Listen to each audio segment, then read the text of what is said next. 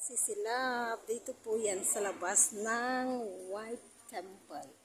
Tingnan niyo po kung gaano kaganda, di ba po? Ayan. Ayan po. Ang ganda. Ang lawak. Ko. Ang tagal namin nilakad dun sa loob. Salamat naman at natapos. Di ba po, ang ganda. Napakaganda ng napakaganda ng ano po niya yung sa lahat po ng corner may mga symbols po, may mga kung bakit ganon. Hello mga kapitila, bakit mga ka-Friday, dahil special today na monetize ako.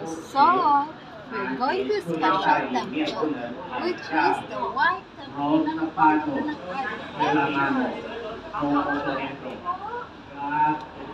Naku, ang mahal pumunta dito. Nag-grab kami.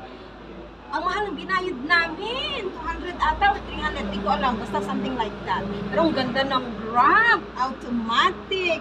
Tapos may TV sa ano. And Tesla, I guess. Kasi pagbukas mo, automatic. Hindi ko lang na-videoan. Pero ang ganda.